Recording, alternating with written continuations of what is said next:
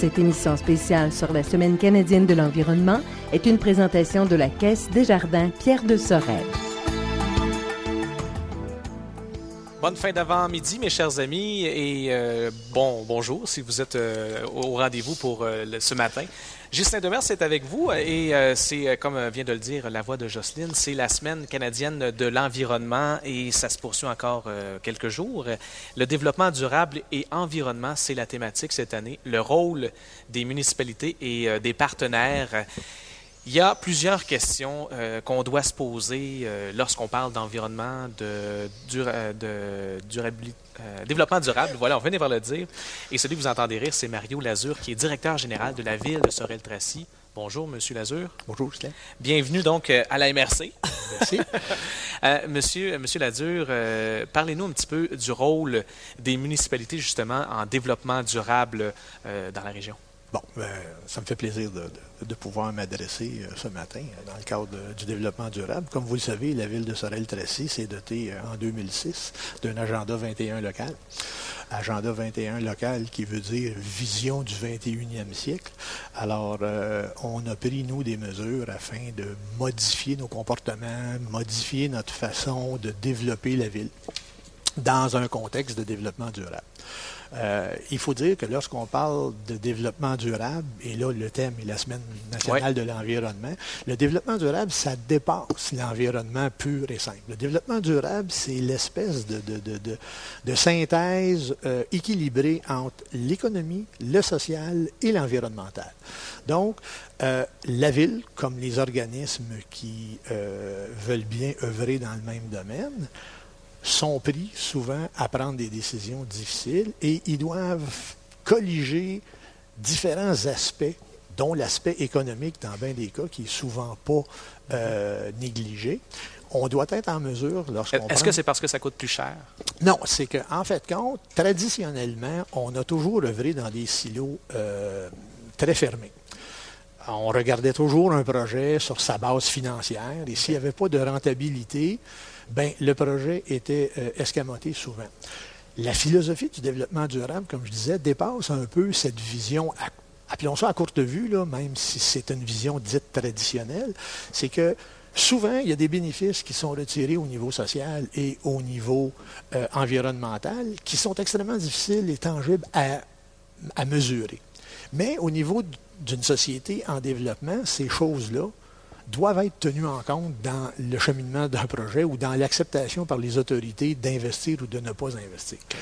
Et dans le cadre de l'agenda 21 de la Ville, nous, on tente d'implanter chez nous à l'interne une nouvelle façon de réfléchir face à des projets qui tient compte justement des trois aspects du développement et non pas juste d'un seul. Donc, on ne regarde plus les projets de façon exclusivement environnementale ou exclusivement économique ou exclusivement sociale. On fait une espèce d'analyse croisée. Donc, on essaie de voir les choses de façon intégrée pour prendre la meilleure décision possible pour qu'on puisse se dire et faire du développement durable. Est-ce qu'il y a j'aime pas le terme, est-ce qu'il y a des tests qui sont faits sur certains endroits, certains bâtiments, justement? Non. Comment on procède à ça? Comment on met en branle là, quelque chose? Je vous dirais qu'actuellement, le terme développement durable est, selon moi, galvaudé à tout vent. Okay. Et c'est un peu regrettable. Tout le monde se dit développement durable, première région en développement durable, première ville d'agenda 2021. Bon, le trademark, si on peut l'appeler comme ça, est maintenant très populaire parce que c'est un mot à la mode. Et malheureusement, des fois, on a tendance à prendre les termes à la mode puis de se faire une image très positive. Nous, chez nous, en adoptant un agenda 21 local, on n'a pas voulu s'en tenir au trademark puis juste au visuel.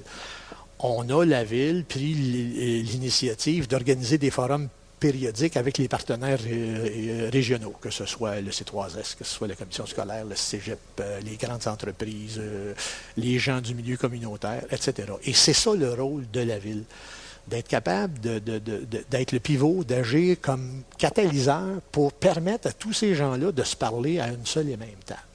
Et par le biais des forums biannuels, on a réussi à tenir des rencontres où, justement, on implique l'ensemble de nos partenaires là-dedans parce que quand il y a un problème de santé publique, C'est pas vrai que ça relève exclusivement du C3S. Ça a un impact sur les citoyens de la ville, ça a un impact sur les résidents et la ville a un rôle à jouer là-dedans. Quand il y a un impact sur le décrochage scolaire, bien, ça a aussi un impact sur la vie municipale et puis tout ça. Donc, on considère que c'est important que la ville, elle,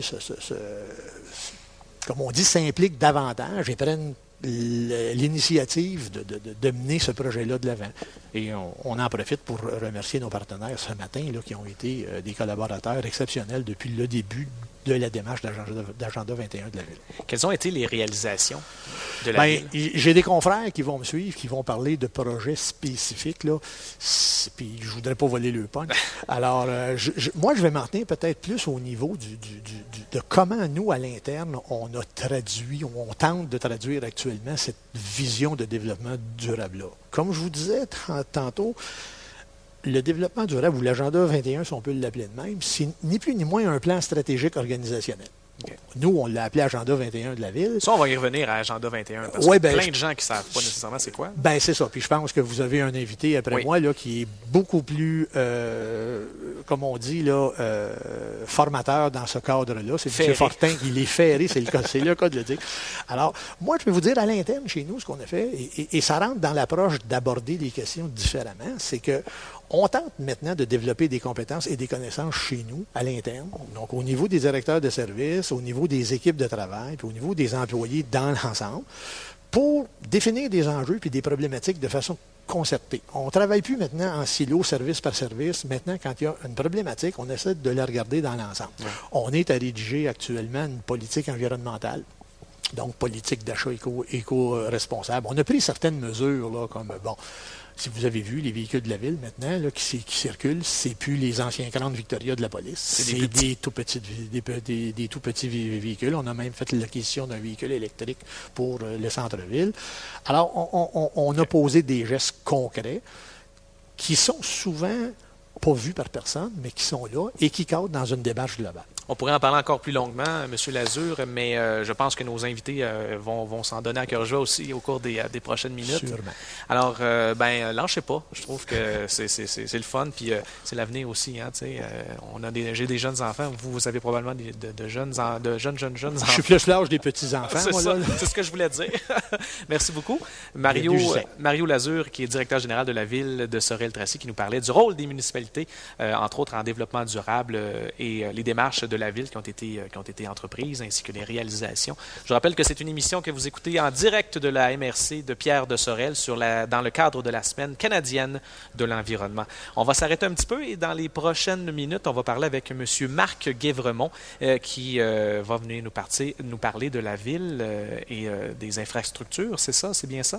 Voilà, donc on s'arrête un petit peu et on vous revient dans quelques instants directement avec cette émission spéciale en direct de la MRC de Pierre de Sorel sur l'environnement.